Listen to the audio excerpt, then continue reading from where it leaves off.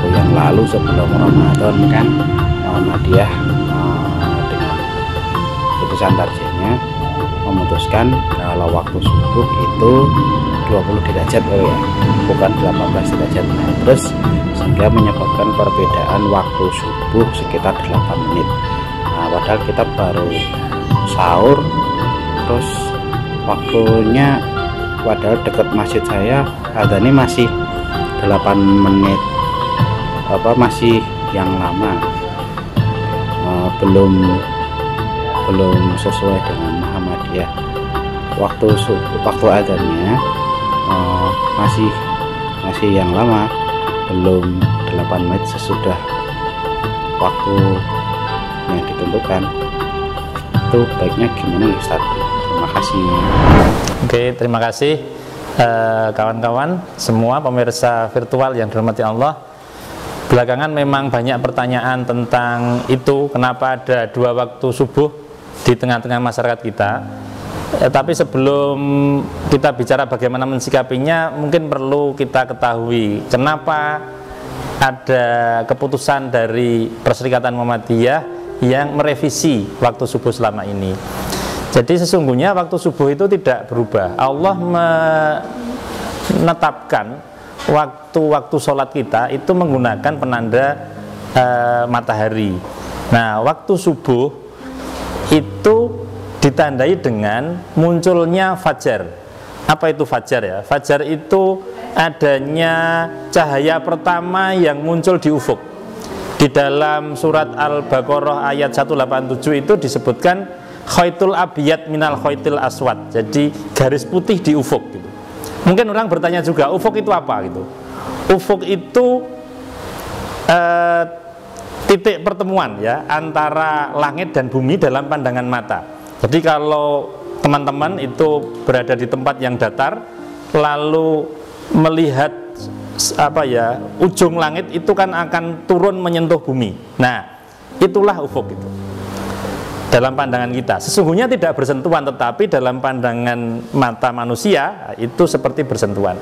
Nah, waktu subuh adalah waktu munculnya pertama kali cahaya matahari di ufuk itu.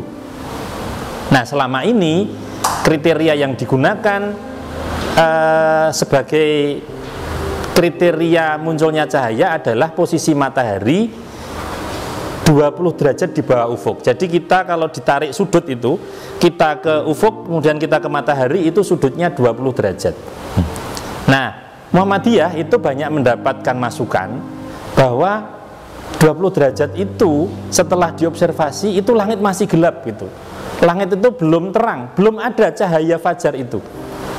Nah, merespon pertanyaan dan masukan itu, lalu Majelis Tarjih itu menugaskan pusat observatorium ya di UAD, di Universitas Muhammadiyah Sumatera Utara itu untuk melakukan kajian observasi fajar. Apakah betul pada posisi 20 derajat matahari itu langit masih gelap?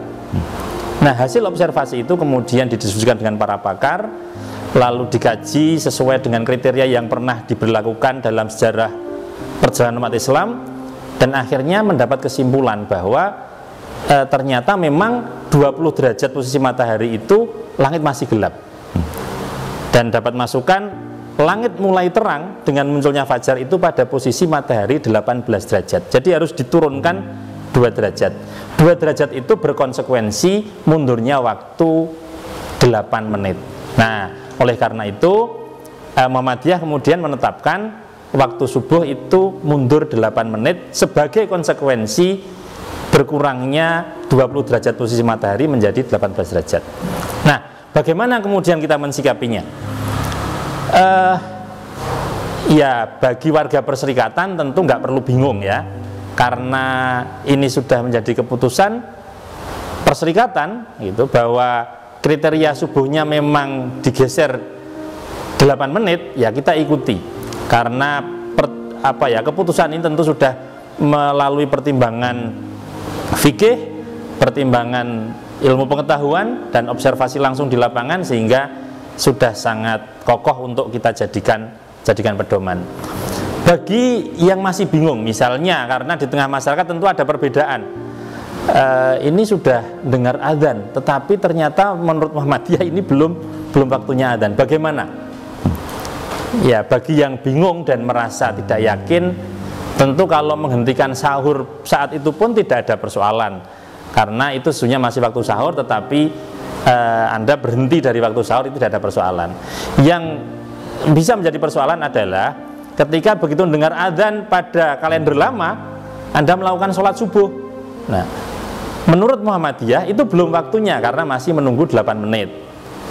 Nah, untuk Anda merasa aman bagi yang tidak mengikuti perserikatan Muhammadiyah, silahkan Anda mengundurkan sholat subuh Anda 8 menit. Insya Allah itu masih cukup bagus gitu, daripada Anda mundur 1 jam, itu sudah terang benderang begitu. Nah, dengan mundur 8 menit tidak ada persoalan, dan Anda menghentikan sahur pada saat adzan pertama pun tidak ada persoalan, sehingga ini tidak ada masalah yang serius ketika Anda mengikuti keputusan baru Perserikatan Muhammadiyah dengan mengundurkan waktu subuh 8 menit. Terima kasih, mudah-mudahan menjawab persoalan. Assalamualaikum warahmatullahi wabarakatuh.